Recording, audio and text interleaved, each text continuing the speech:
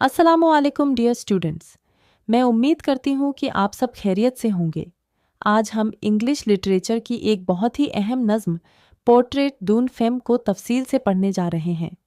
इस लेक्चर में हम introduction, poet biography, summary, themes, literary devices, symbolism, critical analysis और एग्जाम पॉइंट ऑफ व्यू से हर चीज़ को आसान ज़बान में समझेंगे। तो आइए अपना लेक्चर शुरू करते हैं। इंट्रोडक्शन पोर्ट्रेट डून फार्म एक मॉडर्निस्ट पोएम है जिसे एजरा पाउंड ने लिखा। इस नज़म में शायर एक ऐसी औरत की तस्वीर पेश करता है जो बहुत ज़्यादा पढ़ी लिखी, मुहज़्ज़ब और इल्म रखने वाली है, लेकिन उसकी ज़िंदगी में हकीकी खुशी, मोहब्बत और जज्बात की कमी है। शायर ये बताना चाहता है कि सिर्फ नॉलेज इंसान को मुकम्मल नहीं बनाती, बल्कि इंसानियत, मोहब्बत और एहसास भी उतने ही ज़रूरी हैं। Poet biography. अब शायर के बारे में जान लेते हैं। एजरा पाउंड 20वीं सदी के एक मशहूर अमेरिकन मॉडर्निस्ट पोएट थे। उन्होंने शायरी में एक नई तहरीक मॉडर्निज्म को फ़रोग़ दिया। उनका मानना था कि शायरी मुख्तसर, वाज़ेह और तस्वीरी अंदाज में होनी चाहिए। उन्होंने बहुत से बड़े शायरों को भी मुतासिर किया और जदीद अंग्रेज़ी शायरी में अहम किरदार अदा किया। Title explanation. इस नज़म का उन्वान पोर्ट्रेट डून फेम फ्रांसीसी ज़बान का जमला है। उसका मतलब है पोर्ट्रेट ऑफ अ लेडी, यानी एक औरत की तस्वीर।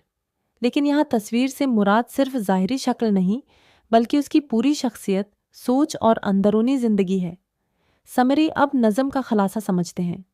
उस नज़म में शायर एक ऐसी औरत से बात करता है जो बहुत ज़हीन और तालीम याफ्ता है। उसके पास बेशुमार किताबों का इल्म है। वो तारीख, आर्ट, फ़लसफ़ा और अदब पर गुफ्तगू कर सकती है। लेकिन शायर महसूस करता है कि उसकी शख्सियत में एक अजीब कस्म का खला मौजूद है।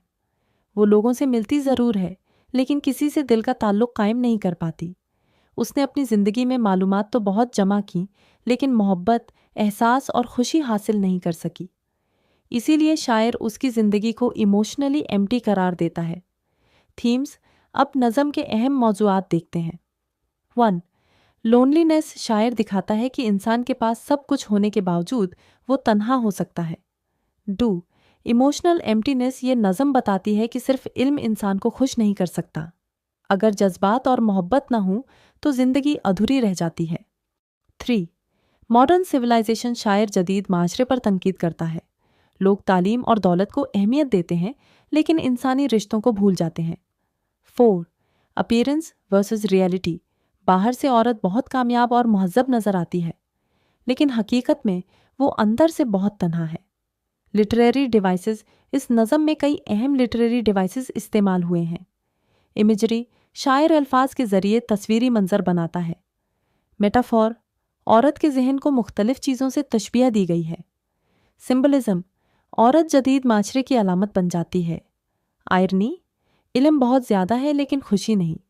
Critical analysis. अगर हम नज़्म का तनकीदी जायज़ा लें तो शायर सिर्फ एक औरत की बात नहीं कर रहा, बल्कि पूरे जदीद माशरे की तस्वीर पेश कर रहा है।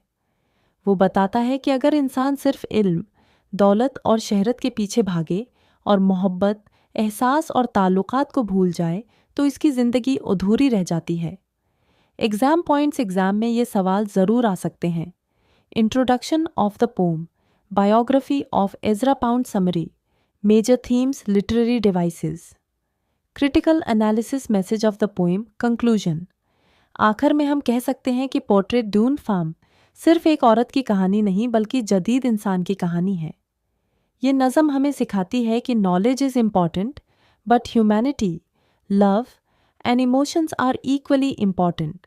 अगर आपको ये लेक्चर पसंद आया हो तो वीडियो को लाइक करें, शेयर करें और हमारे चैनल को सब्सक्राइब करना ना भूलें। अल्लाह हाफिज़। मिलते हैं अगले लेक्चर में।